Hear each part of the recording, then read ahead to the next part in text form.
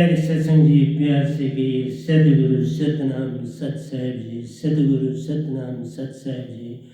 बोल सतगुरुदेव महाराज की जय, सतगुरुदेव महाराज की जय, सतगुरुदेव महाराज की जय। आज के सत्संग के आनंद की जय, आज के सत्संग के आनंद की जय। तो प्यारे सत्संग जी, आज 25/1/2022 है और मैं आपके समक्ष उपस्थित हुआ हूँ कि मृत्यु क्या है, किसको मृत्यु कहते हैं और ये कैसे होती है, इसके विषय में ही मैं आज बोलूँगा। लेकिन मैं चंद दोहे भी आपके सामने रखे हैं और उसके बाद मैं वहाँ आ जाऊँगा। दोहों की थोड़ी सी व्याख्या कर लूँ तो मैं सभी ब्रह्मांड के हंसों को, निजधाम के परमहंसों को, निजधाम के सतपुरुष जी के चरणों में मेरा कोटि कोटि प्रणाम है। वही बोलने वाले हैं, मैं निमित्त बिन माइक का काम करता हूँ। बस आप अपनी सुरती को चेतन कर लें तो सब कुछ हो जाता है। यही मुझे कहना है। वह नाम दात प्यारो, उपजाए प्रेम दया क्षमा विवेक जान रे। ये सब भक्ति के लक्षण प्यारो, पर जग में प्रेम सत आनंद खोया जान। ये भेद वह नाम जी देते हैं, सुरती से भक्ति करना जान। दूसरा है फिर मैं कट्ठा अका नाम भी नियक्षर दात प्यारो, सतपुरुषों आए जान रे। अका नाम भी वह नाम शब्द ही है। सतपुरुष निजधाम जो आपका असली घर है, जहाँ से आत्मा आई है, वहाँ से शब्द आया है। कलयुग साधु जाने ना प्यार, जान ना पाए प्यारो, झूठे शब्दों में उलझा जान रे। कलयुग का जो साधु, जो भी साधु संत जति सती ज्ञानी सभी एक न भूला दो ने भूले, भूला फिर कुल संसार इस शब्द को नहीं जानते, जिससे आपकी आत्मा चेतन होती है। इसलिए सुन गगन में शब्द उठत है, सो सब बोल में आवे। ओम शब्द है, स्वांग शब्द है, ज्योति निरंजन ओंकार है, निरंकार है। ये सुन शब्द से उठते हैं। निशब्दी वह बोले नहीं जाए, निशब्द बात की हम करते हैं, वह बोला नहीं जाए। सो सब शब्द कहा है, सो सब शब्द का है, उसी का नाम शब्द। जो बोला ना जाए, लिखा ना जाए, सुना ना जाए, सुनाया ना जाए, वह तो शब्द विदे। ये वेद वह नाम जी देते हैं। सो वह नाम शब्द कहा, उसका नाम वह नाम शब्द ही है। सतपुरुष ने चूंकि मुझे दो दिए हैं, सार शब्द और सूरज शब्द, और उनका नाम रखा है वह नाम, और मेरा नाम भी वह नाम है, कोई और नाम नहीं। सौगन भक्ति में प्यारो, वर्णात्मक शब्द जान। वो वर्णात्मक जो लिखने पढ़ने में आया, उसकी भक्ति सारे कर रहे हैं। स्वांग सत्य ज्योति ने लिखने पढ़ने में आया। निर्गुण भक्ति में प्यारो, धुन आत्मिक शब्द जान। निर्गुण भक्ति जो है उसमें अनहद शब्दों को दिया जाता है, अनहद की धुन के ऊपर ध्यान रखा जाता है, जो हमारी भंवर गुफा से उठती है और शब्द लोक तक जाती है, और इसे भंवर गुफा में सुना जा सकता है। और इसके ऊपर बड़ा संसार चलता है। हम बात करते हैं पराभक्ति में प्यारो, मुक्त आत्मिक शब्द जान। जो शब्द पराभक्ति में है, वो शब्द खुद ही मुक्त आत्मिक है, वो पूर्ण मोक्ष देने वाला है। धुने सुरती शब्द अभ्यास प्यारो, ये धुने जो है सुरती शब्द अभ्यास है, ये आपको ध्यान में ले जाने की सहायता करता है, अभ्यास करवाता है। ध्यानी इसमें खो जाता है, जानते जो ध्यानी इस शब्द में खो जाता है, वो कहते मैंने सब पा लिया। धुनों को ही कुछ परमात्मा का कहा प्यारो, कोइयों ने धुनों को ही कहा कि ये परमात्मा है, पर तुर्यातीत से पार मत जान। ये सीमा अनहद धुनों की और इन शब्दों की, जो निराकार की सीमा के शब्द हैं, धुनात्मिक हैं, और निर्गुण भक्ति में इनका इस्तेमाल होता है, सरगुण में भी होता है, सगुण को हो सरगुण को, सुगुण भक्ति में भी होता है और निर्गुण में। लेकिन इससे काल का दायरा नहीं छूटता, काल में ही रहता है। आप आत्मिक नहीं बन पाते, मन वाले रहते हैं, मन बुद्धि चित्त और अहंकार में ही रहते। तो इसलिए मेरा आपसे यही कहना है प्यारे सत्संग जी कि मैं आपके पास तब आता हूँ कि आप कुछ जाग जाएं, बाकी मुझे और कुछ लेना देना नहीं। मैं अपनी संगत से यही कहूँगा प्यारे सत्संग जी, आज मेरा आपसे संदेश है कि ज़्यादा प्रवचनों से हानि होती है, लाभ नहीं होता। एक तो ये बताने जा रहा हूँ। दूसरा, मृत्यु क्या है, क्यों है और क्यों इसका नाम मृत्यु, इसके विषय में जानकारी आज दूंगा। और इसकी जानकारी देने के साथ साथ ये भी बताऊंगा धर्म क्या है, ज्ञान क्या है और आश्चर्य क्या है। धर्म, ज्ञान और आश्चर्य, ये तीन चीज़ें अगर आप समझ जाओ तो फिर मेरे को कोई प्रवचन करने की आवश्यकता नहीं रह जाएगी। फिर आप ध्यान में चले जाओ, अपनी स्मृति में खो जाओ। ये तब आपको मैंने कोई 4-5 ये दोए जो मैंने परसों के लिखे हैं, 23 को लिखे हैं, आज मैं उनको आपको थोड़ा बताया कि वैनाम दात प्यारो उपजाए प्रेम दया क्षमा विवेक जान। मीन्स जो गुण आत्मा के हैं वो गुण जगाए जाते हैं इस शब्द से। उसके बिना ये गुण नहीं जाग पाएंगे, तुम लाख यतन करो। ये सब भक्ति के लक्षण प्यार, ये गुण आएंगे तो ये भक्ति के यही शब्द जो हैं, यही जो चीज़ें हैं आपकी भक्ति के लक्षण यही हैं। पर जग में प्रेम सत्य आनंद, इन्हीं से प्रेम सत्य आनंद उत्पन्न होता है। और ये शब्द ही नहीं, ये गुण ही नहीं तो प्रेम सत्य आनंद संसार से खो चुका है। इसलिए ये वेद वैनाम जी देते हैं सुरति से भक्ति करना जाने, सुरति से भक्ति करना, मन से।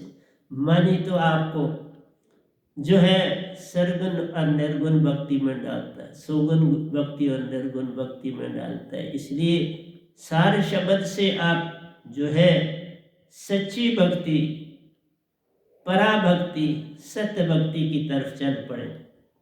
इसी का नाम है अका नाम भी निरक्षर शब्द प्यार।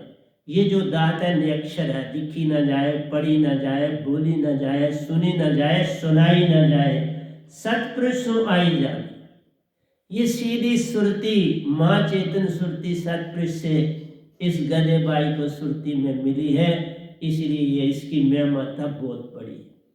कलयुग साधु जान न पाए प्यारो, झूठे शब्दों में उलझा जाना। इसलिए कहा कि कलयुग का साधु जो ध्यानी है, योगी ध्यानी यति सती सन्यासी, इस चीज को नहीं जानते, वो भटके हुए। तो वो है सुन शब्द, जो सुन से शब्द निरंकार भगवान ने उत्पन्न किए।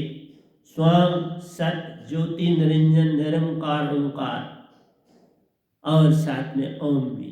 ये शब्द जो हैं इसी की सारे संसार में भक्ति है।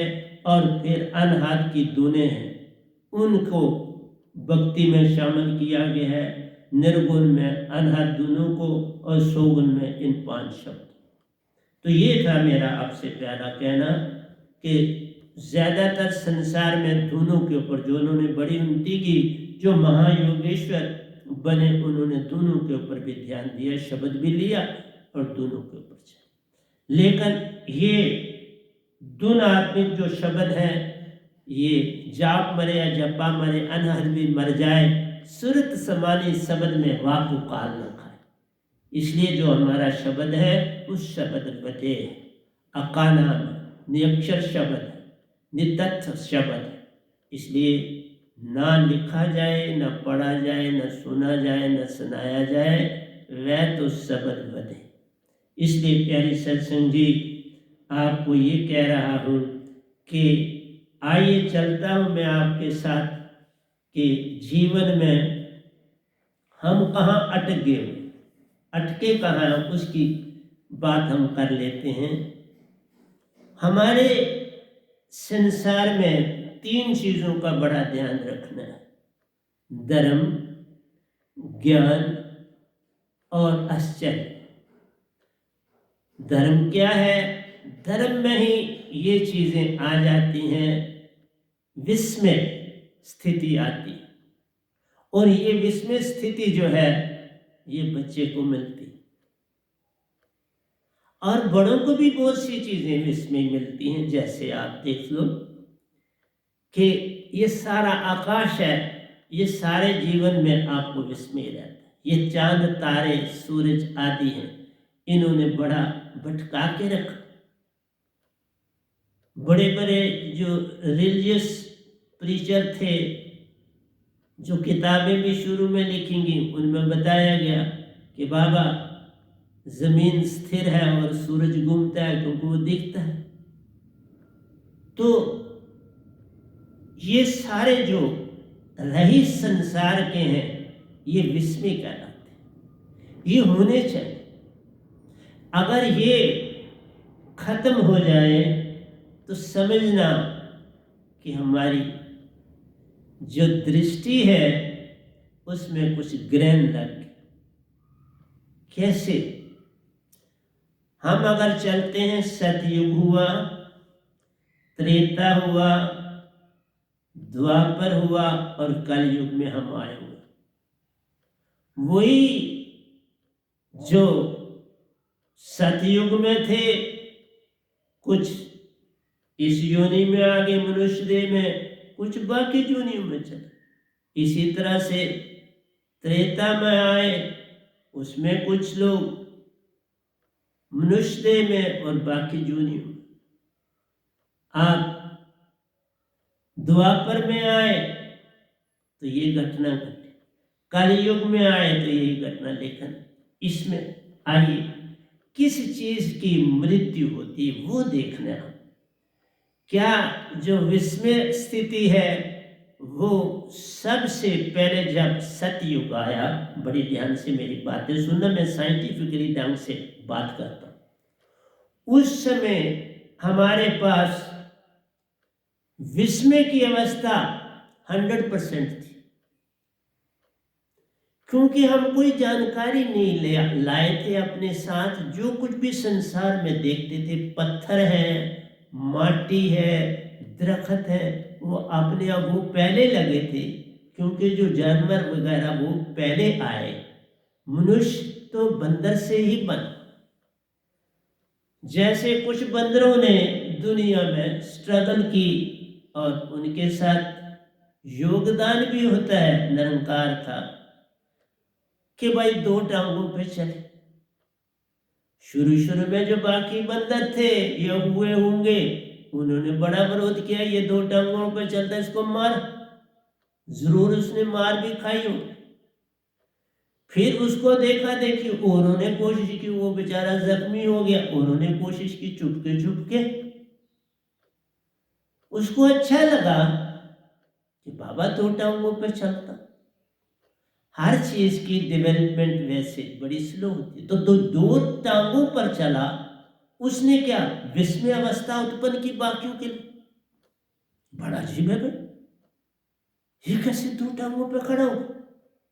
हम नहीं खड़े हो पा रहे, हम कोशिश करें, ये 2 पे खड़ा हो।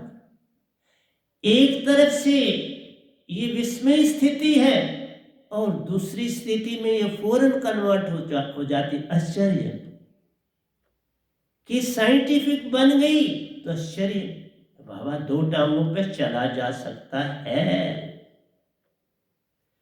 पहले ये विस्मय अवस्था बनी। मेरी चीजें बड़ी ध्यान से सुनना, और मैं संगत को यही कहूंगा कि मैंने जो आपको बहुत ज्यादा प्रवचन दिए उसके लिए मैं आपसे क्षमा चाहूंगा, इतने नहीं देने चाहिए थे, क्योंकि प्रवचन भक्ति में बाधा है।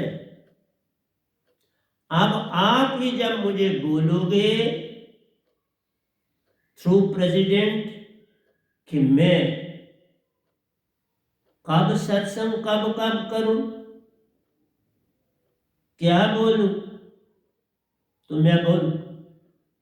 अब आप जो चाहोगे मैं बोलूंगा, नहीं तो मैं नहीं बोलूंगा। इसलिए आज मुझे सत्संग नहीं देना था, कल देना था, कल भी दूंगा, आज भी दे रहा हूं, कल मैं भजन भी रखूंगा। और ये खत्म होने वाला नहीं है जो मैंने टॉपिक पकड़ा है, ये टॉपिक ही संसार में अति आवश्यक, इसका ज्ञान अति आवश्यक। और आज ही मुझे हुक्म हुआ सतपुरुष का कि आज ही बोल शुरू कर दो, ताकि मुझे कल तक आपका पता चलेगा कि आप इसको ही सुनना चाहते हो, इसके अतिरिक्त कुछ और सुनने का कोई लाभ नहीं, हानि ही हानि।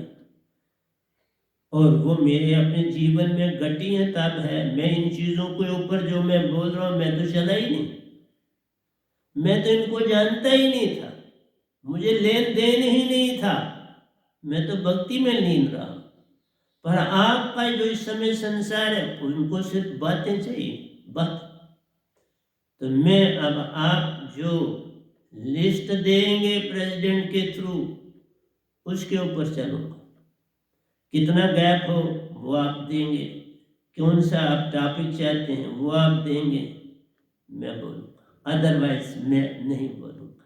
हाँ, ये टॉपिक मैंने शुरू किया है और प्रेम की कुछ बातें करूँगा, उसके बाद फिर आपकी मर्जी से चल, क्योंकि आपके लिए मैं सत्संग कर रहा हूँ। तो आपको जो चीज़ चाहिए वो मैं दूंगा, जो चाहिए नहीं तो वो क्या देने का लाभ। इसलिए मैं हिस्ट्री से स्टार्ट करा, जब सतयुग आया। सतयुग का मतलब ही है कि इंसान पहला जो था उसने धरती पर जन्म लिया। उस समय उसका ब्रेन डेवलप नहीं था इतना, मतलब कहने का आश्चर्य की तरफ वो जा नहीं सकता था, आश्चर्य 0 था और विस्मय स्थिति 100% थी। आश्चर्य 0 था, विस्मय स्थिति जो थी हैरान करने वाली, वो 100% थी। जिस तरह मैंने चक्रों के बारे में बोला, एक एक चीज की नॉलेज दी कि आत्मा कब कितनी चेतन, इस अवस्था में बता रहा हूं कि विस्मय अवस्था आपकी 100% थी और आपका जो ज्ञान था वो भी 0% था, और जो आपके पास आश्चर्य था वो भी 0 था। विस्मय स्थिति आपकी फुल थी पूरी। आपने जब संसार में आप आए, जो जो आया उसने कहा क्या है। बच्चे ने माँ बाप को देखा तो वह हैरान हुए, ये कैसे, ये कौन है।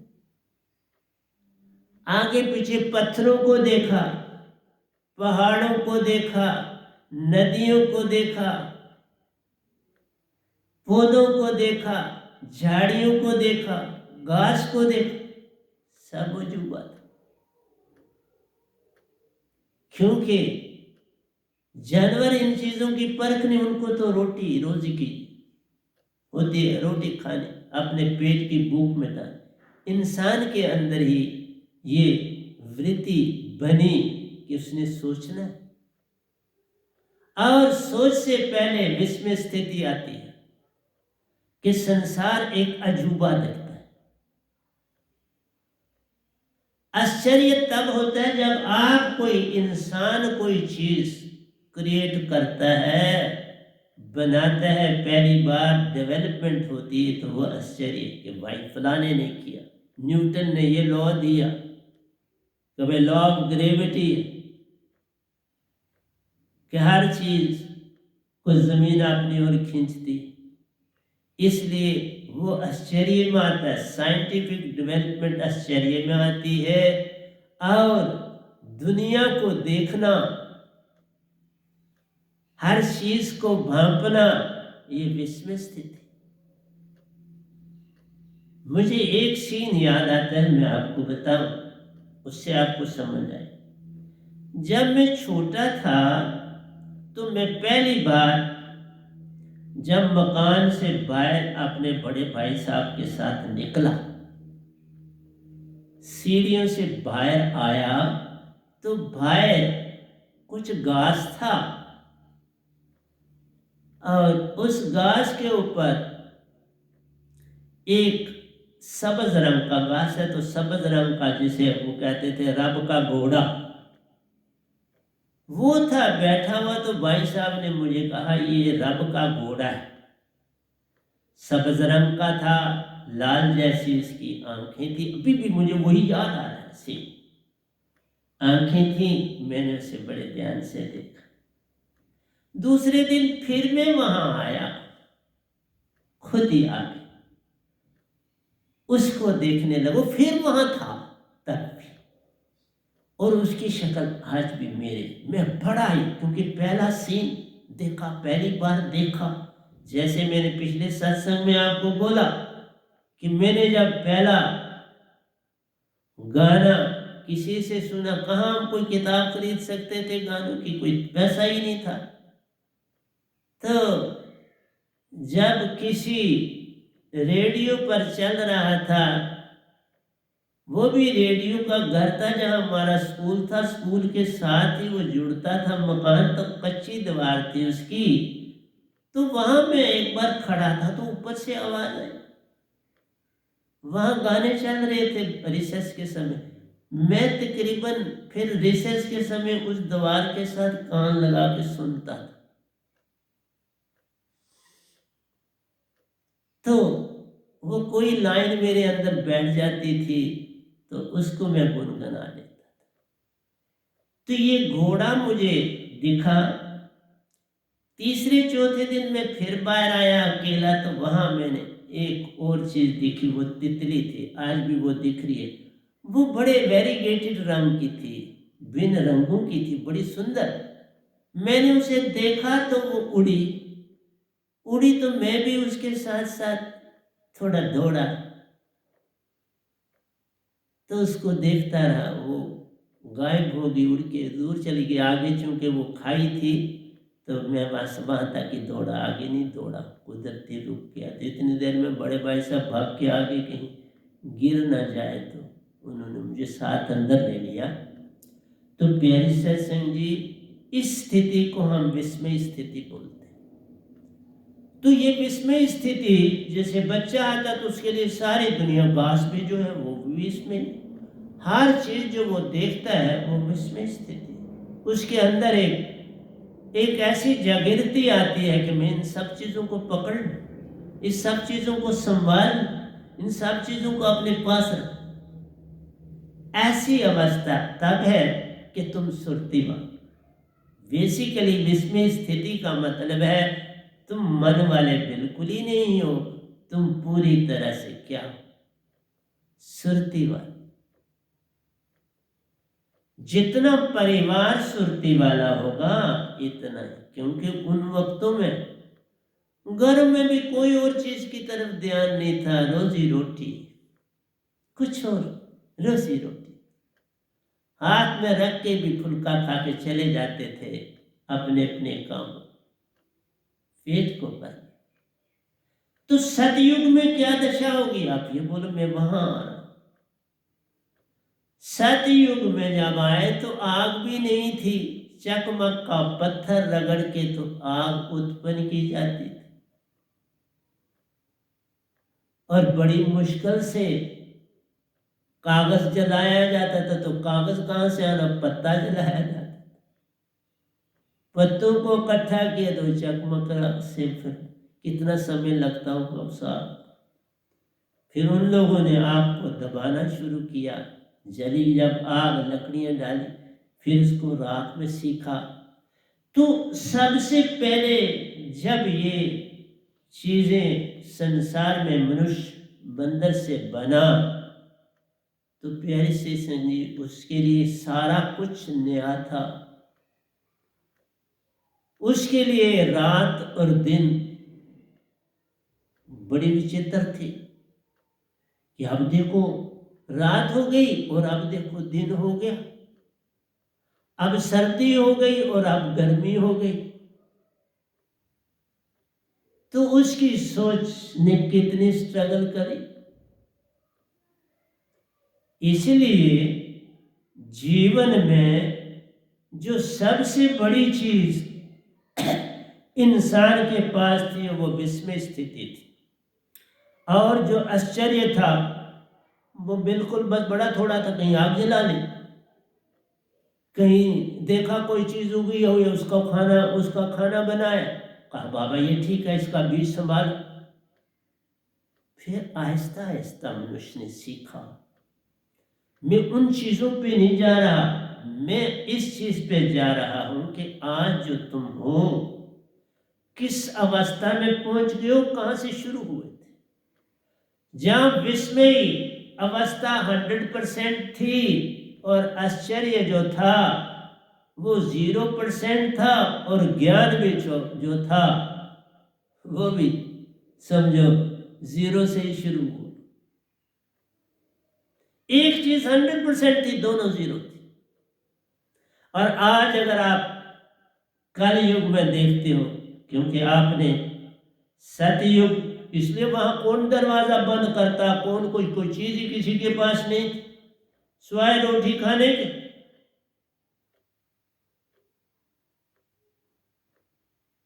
नगन जीवन व्यतीत करते थे, कोई पत्थरों की आड़ बना के उसमें रह लेते थे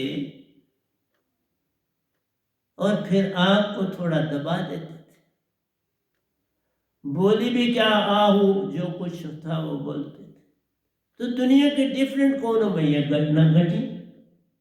कुछ रोल नेचर का होता है, कुछ रोल भगवान का होता है, वो अपना रोल प्ले करते। तो सतयुग में प्यारो इंसान तो सीख रहा था जीना कैसे। जब त्रेता आया तो आपने देखा रामचंद्र जी ने क्या सिखाया कि बाबा देखो धनुष बाण है, धनुष बाण चलाया जा सकता है, धनुष बाण से हम किसी को निशाना बना सकते हैं। तो धनुष बाण सामने आए या कुछ बर्छे आदि लोहे के, पत्थर आदि एक दूसरे पर मार, तो प्यारी सत्संग जी। और तो आपने देखा सेना बंदरों, बंदर सेना ने समुद्र पे पुल बनाने में मसाइल सहायता है, तो आप जरा खुद सोच लो। इसलिए ये कहानियां नहीं मैं घट रहा, लेकिन ये मैं कह रहा हूं कि हमने जब सतयुग गया तो कुछ 25% विस्मय मर गया, खत्म हो गया। इसका नाम है मरना, खत्म हो जाए। विस्मय इंसान के अंदर 25% चला गया और 25% आश्चर्य आ गया। आग जलानी है, खेती करनी है, मकान बनाना है, दरवाजा लगाना है, कुंडा लगाना है, कसान भी बन गया, लोहार भी बन गया, जुलाया भी आ गया। ये सब घोड़े आदि को पकड़ के पालना शुरू कर दे। शेर को तो कोई पकड़ नहीं सका, देखा घोड़ा तो बड़ा ठीक, घोड़े को पालना शुरू किया। इसी तरह गाय दिखी के गाय को पालना शुरू किया, बैल को पालना शुरू। ये थी साइंटिफिकली खोज। इसलिए मेरे पास जो सत्पुरुष देते हैं बड़ी विचित्र चीजें दे देते।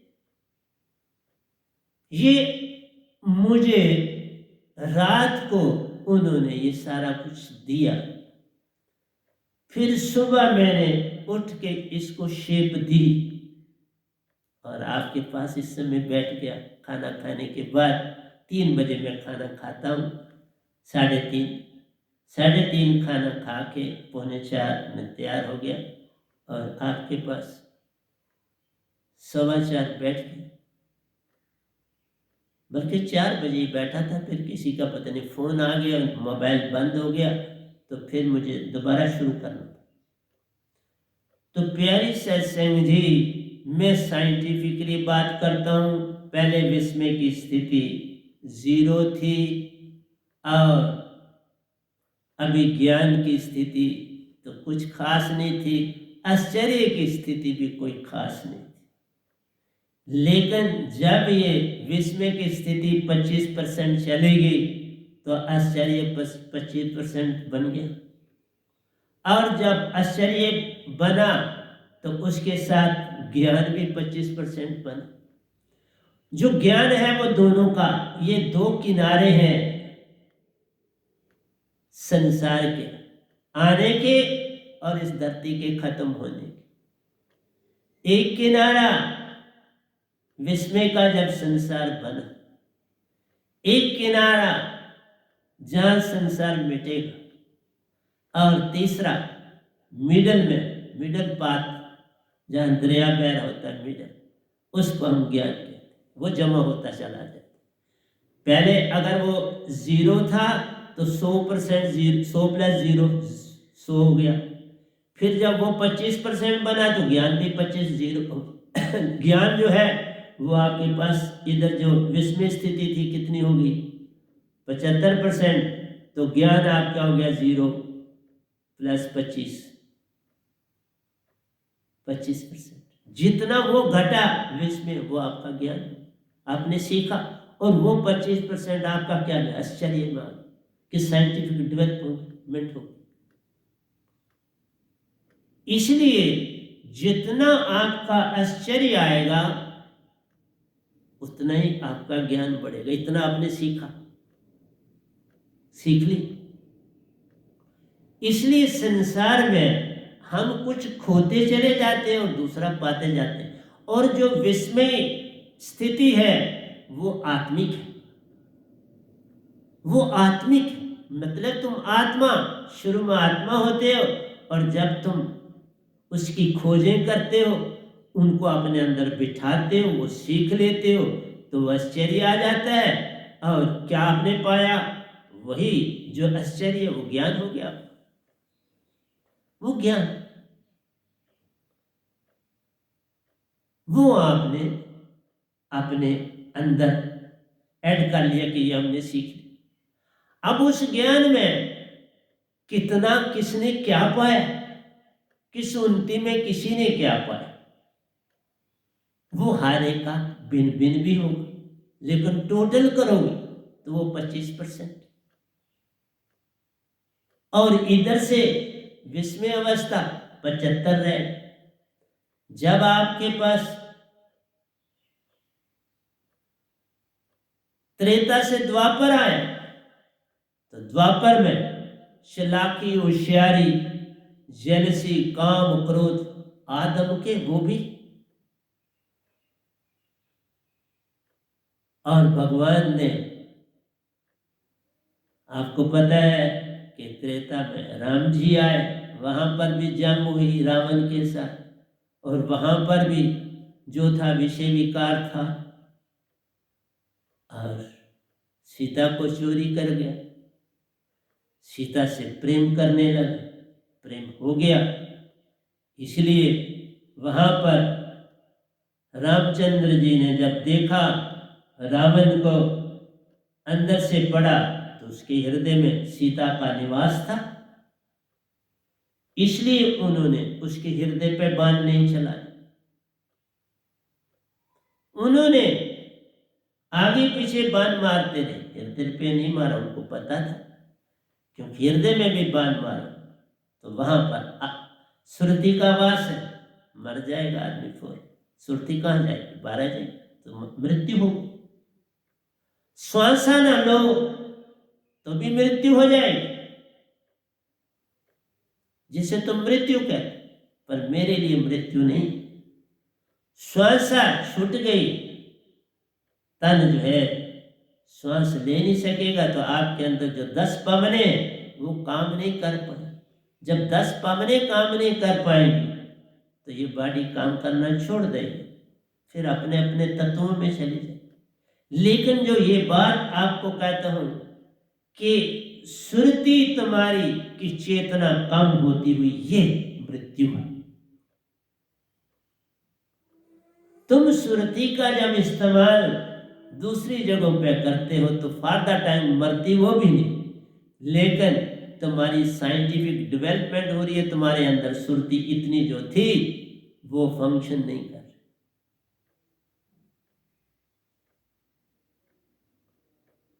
वो शून्य हो, उसमें विष में 100% होना चाहिए, विष में कम हो गया, इसलिए वो जिंदा रहते हुए भी आत्मा पूरा काम नहीं, उसके अंदर वो आ गया। मन का अवर्ण चढ़ गया, आत्मा के ऊपर 25% मन का अवर्ण चढ़ गया। ये बात है। कितना चढ़ा? 25%। सतयुग में 25% चढ़ा।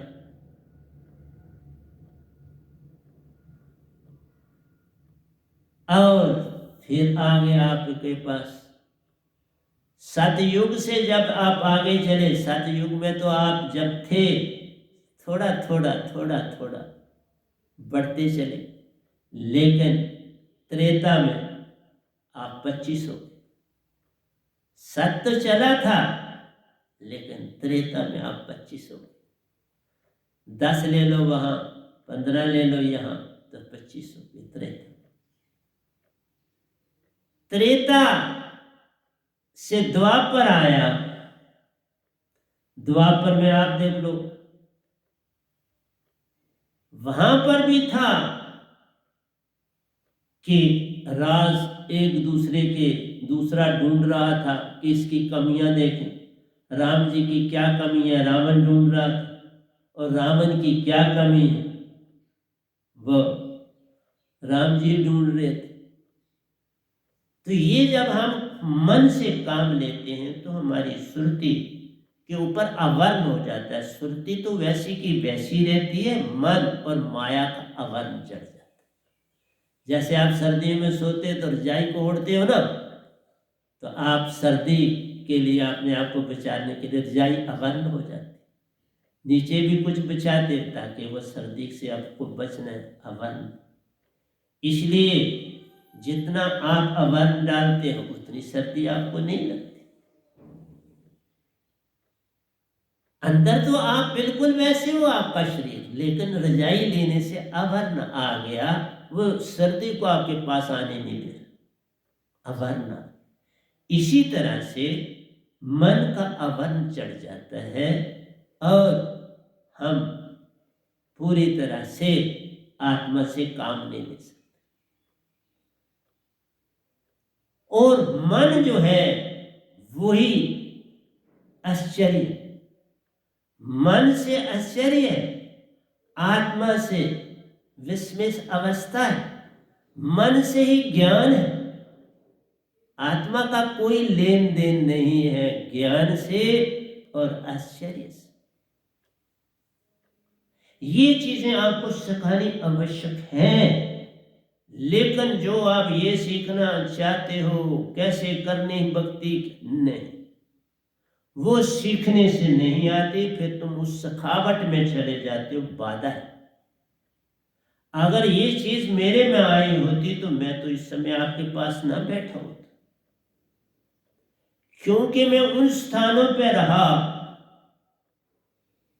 जहां कोई दोस्ती का सवाल था नहीं, कोई लेन देन का सवाल था नहीं।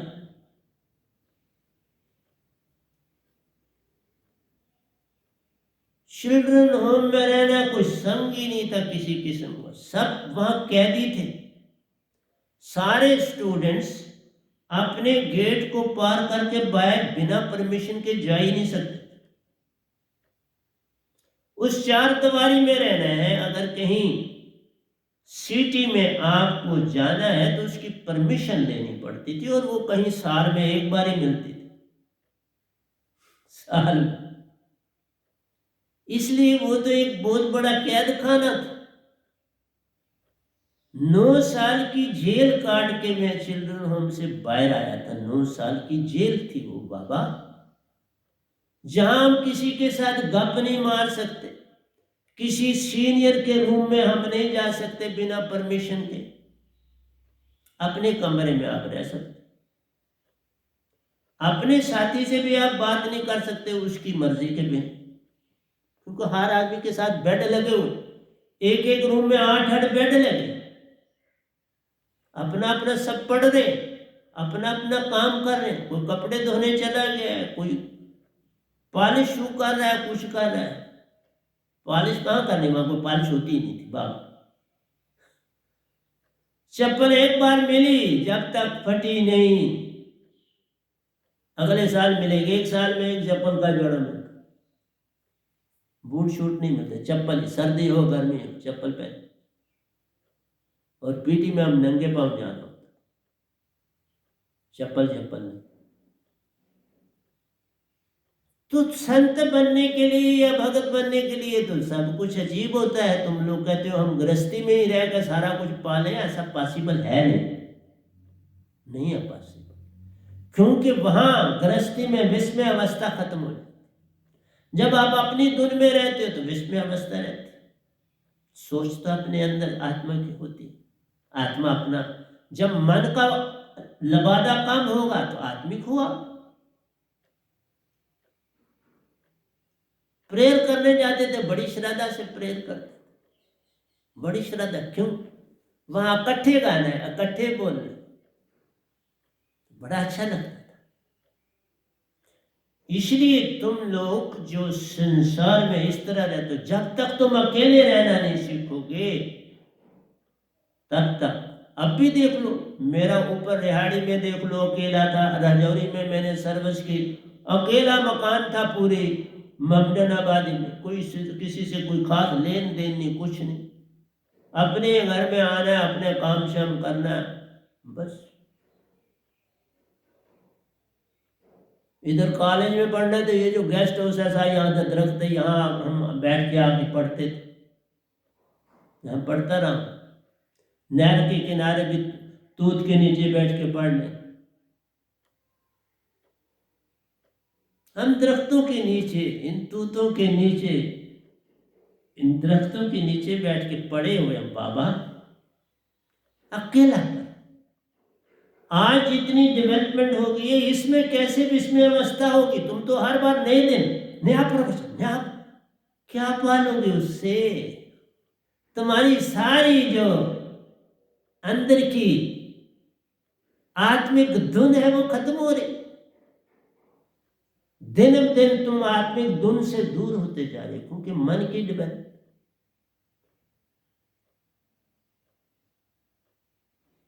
आज दिन को कितने एरोप्लेन उड़ते हैं, तब कहीं हफ्ते में कहीं एक बार सुना जाता था तो भाई कोई हेलीकॉप्टर उड़ रहा है, हफ्ते 15 दिन। गाड़ियां पूरे जम्मू में 4-5 थी, टांगे मिलते थे कुछ कुछ। बाहर जाने वाली गाड़ियां होती थी, ये जो सिटी में चलती दौड़ती कोई नहीं गाड़ी चलती थी, कोई नहीं चलती थी, पैदल ही चलते थे। अकेलेपन का जीवन विस्मय अवस्था लाता है। इसलिए भारत का अभी भी वेस्टर्न कंट्री से बड़ा डिफरेंस, वहां आश्चर्य है, लेकिन वो आश्चर्य में इतने खो गए हैं। अगर किसी से आप कहो कोई भाई ये चीज नहीं पता चल रही, वो कहता है कोई ऐसी चीज नहीं जो पता नहीं चलेगी, तुम दूसरे से पूछ, उस तीसरे से पूछ, पता चलेगा। कोई घबरा नहीं, पता चलेगा, अगर चीज है तो पता चलेगा। ये नहीं साल होती हो जाएगी तो जा दूसरे के पास। इसलिए वेस्टर्न कंट्री में आश्चर्य, साइंटिफिक डेवलपमेंट ज्यादा उन्होंने की। आज चाइना कितना आगे निकल,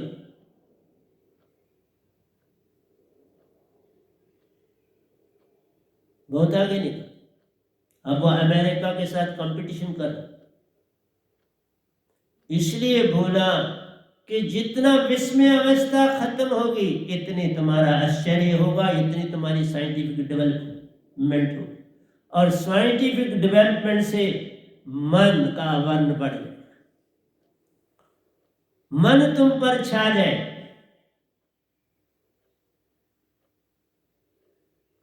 मैंने पिछले सत्संग में बोला था कि जब आप बहुत आगे बढ़ना चाहते हो, बड़े आगे बढ़ना चाहते हो, तो आप एक पहाड़ की तरह हो।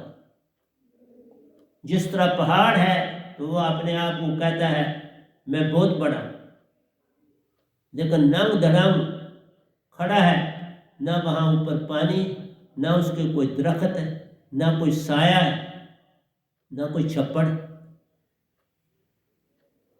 लेकिन अकड़ा हूं। इसलिए साइंटिफिक डेवलपमेंट तुम्हें सिवाय अकड़ के और कुछ नहीं देती। और सतयुग वालों ने क्या दिया? उन्होंने सरफेस की चीजों का इस्तेमाल किया। उन्होंने जमीन के अंदर का कुछ नहीं खोदा, सब आपके लिए रहने दिया। उन्होंने पत्थरों का इस्तेमाल किया, रेता का कहीं इस्तेमाल किया, माटी का इस्तेमाल किया, दरख्तों का इस्तेमाल किया, जानवरों का इस्तेमाल किया। उन्होंने तुम्हारी धरती को नहीं छुआ, उन्होंने तुम्हारे दरियाओं को नहीं छुआ, नेचर में रहे। सतयुग वाले, त्रेता वाले भी मैक्सिमम आपने देखो नेचर में रहे। राम जी अगर लड़ रहे हैं तो आपने देखा पैदल ही लड़ रहे। रावण जी लड़ रहे तो वो उसके पास था उस समय, जिस पे वो चढ़ के आया, समुद्र पार किया, वायुयान था उसके पास। वो भी किस किस्म का था वायुयान, पर था उसके पास। तो एक रावण के पास था, उससे कितना फर्क पड़ जाता। तो प्यारी सत्संग जी, सतयुग में, त्रेता में, द्वापर में आपने देखा घोड़ों का इस्तेमाल हो रहा है, रथ बने हुए हैं, है ना। आपने देखा वहाँ तलवारें हैं, भाले हैं, बर्छे हैं, ये सब चीज़ों का इस्तेमाल हो रहा है। तो साइंटिफिक डेवलपमेंट ज़्यादा हो गई तो मतलब आश्चर्य बढ़ा। उन्हें आपका आश्चर्य नहीं बढ़ता। जब रथ था तो कर्ण जब बाण मार रहा है तो अर्जुन का रथ 5 स्टेप पीछे जा रहा है, और अर्जुन मार रहा है तो कर्ण का रथ 21 स्टेप पीछे जा रहा है। तो कृष्ण भगवान कर्ण को वाह वाह करते हैं और अर्जुन को बड़ी तकलीफ होती। मतलब मान आ गया ना उस समय, मान की डेवलपमेंट। दुर्योधन देखो कितना मानी था, कितना अहंकारी था। तो मेरा कहने का मतलब है, जो जो समय बढ़ता चला गया, विस्मय अवस्था कम होती चलेगी, और तुम्हारी जो क्या थी आश्चर्य बढ़ता चला। आश्चर्य बढ़ता गया तो ज्ञान भी बढ़ता गया। मतलब जितना आपके पास आश्चर्य बढ़ा उतना ज्ञान तो बढ़ा, लेकिन ज्ञान में आश्चर्य से फर्क पड़ता है। बताता, ज्ञान का मतलब होता है तुम्हारी जानकारी कितनी। आश्चर्य में कुछ चीजें वेस्ट भी हो जाती हैं। जैसे एक साइंटिस्ट ने 10 साल काम किया, लेबर तो उसने की, उसने अपने ज्ञान को तो बढ़ाया, लेकिन जो चीज इन्वेंशन हुई 10 साल के बाद एक कई बार फेल हुआ, ज्ञान उसके पास बढ़ता रहे। ज्ञान जो है वो आश्चर्य को बनाने में सहायक है, लेकिन दोनों का एक दूसरे से लेन देन, लेकिन विश्व में पूरा कम हो जाता है, उतना वहां मन आ। तो कल युग आते आते प्यारी सत्संग जी 30 और 70% रह गए। कल जब जो ही शुरू हुआ आप 70 थे और आश्चर्य और ज्ञान 30 था, और विस्मय अवस्था 70 थी।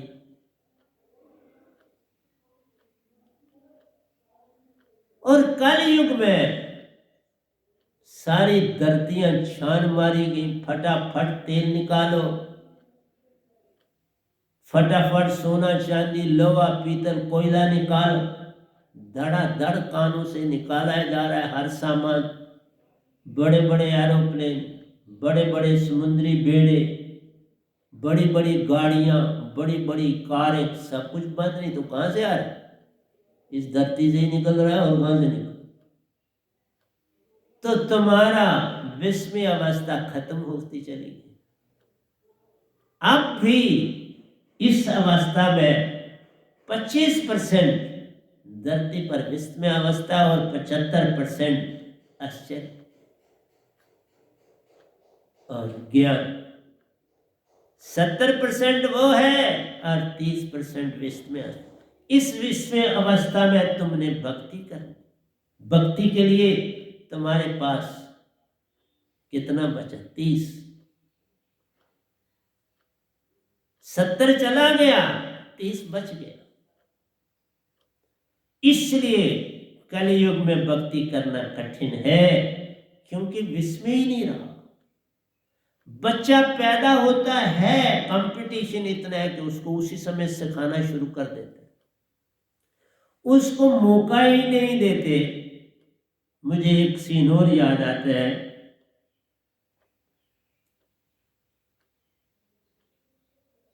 एक बार हारवन में हम पहाड़ी ऊपर वाली जो थी, हारवन वाली पहाड़ी को क्रॉस करके बैक साइड से नीचे गए। वहां कोई नीचे पहुंचे तो वहां लिद्दर दरिया बहता है, जिसका वो पानी जो है वो पहाड़ों से ही आता है, तो जिसका पानी पूरी सिटी को सप्लाई किया जाता है पीने के लिए। तो वह हारवन झील में पानी जाता है, जमा होता है।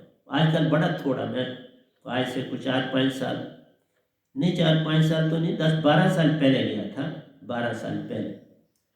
तो वहाँ बड़ा थोड़ा पानी था हारवन की झील में। तो प्यारे सत्संग जी, वहाँ मुझे एक दो पत्थर मिले, वो मैं वहाँ से उठा के तो अपने होम में ले आया।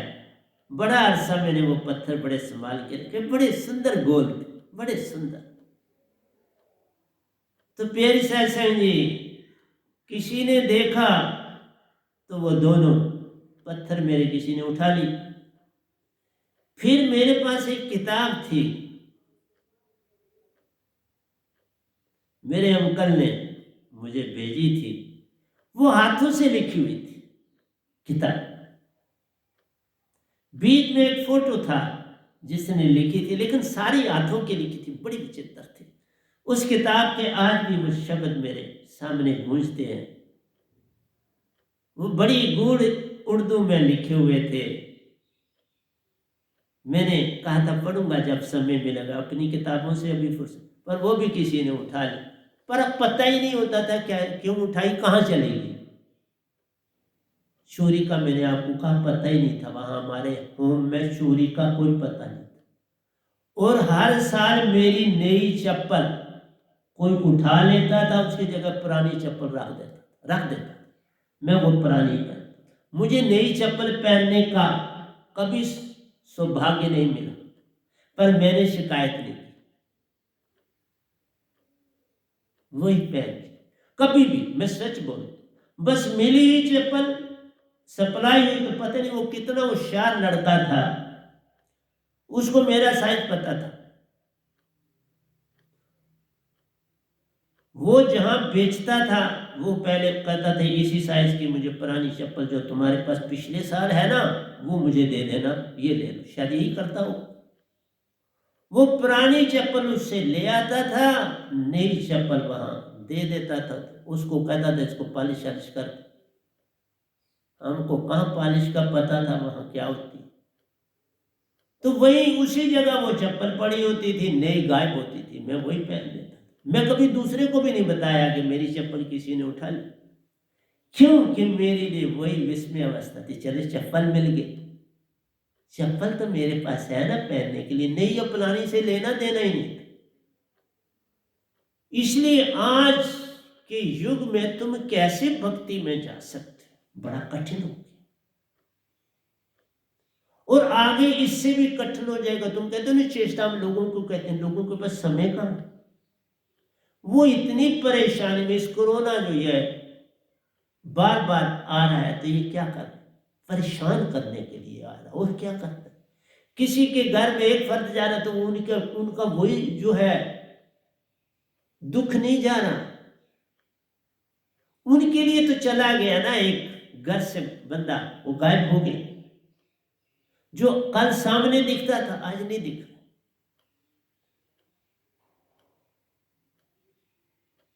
इसलिए प्यारी सत्संग जी, सत्संग क्या दे रहे, किसको दे रहे? अब तो समय है, जिसको जितना समय मिले सिमरन करो। मैंने सब कुछ सिमरन से पाया प्यारी सत्संग जी। मुझे कौन से प्रवचनों मिलते थे तो क्या मिलते थे, वो लोग तो वही एक उन्होंने रखा हुआ था निरंकारी में अवतार बाणी, बस उसके 4 श्लोक पढ़ते थे इसी तरह से। कोई संगत में बैठे हुए कोई भजन भजन बोल देते थे, अपना लिखा हुआ कुछ किया हुआ, बस तो वो सत्संग हो गया। फिर मैं अपने सदगुरु के पास तो 5 महीने ही रहा, कुछ ज्यादा समय थोड़ा, और 5 महीने में कौन सा मैं सारे सत्संगों में जा पाता था। मुझे अपना काम भी बहुत ड्यूटी देनी है, बच्चों को पढ़ाना है, क्योंकि मैं उस समय एंट्रेंस की कोचिंग दे। मैं 7 बजे तो तकरीबन फ्री होता था, तो संडे को ही चलो संडे का सत्संग में भाग जाता था, लेकिन मेरी कोई छुट्टी, मेरा दिन नहीं होता, छुट्टी किसी दिन नहीं होती। मैं उनको काम सौंप के सत्संग में चला जाता था, ये काम आप कर लो, मैं इतने दिन में वापस आ जाऊँ। इसलिए प्यारे सत्संग जी,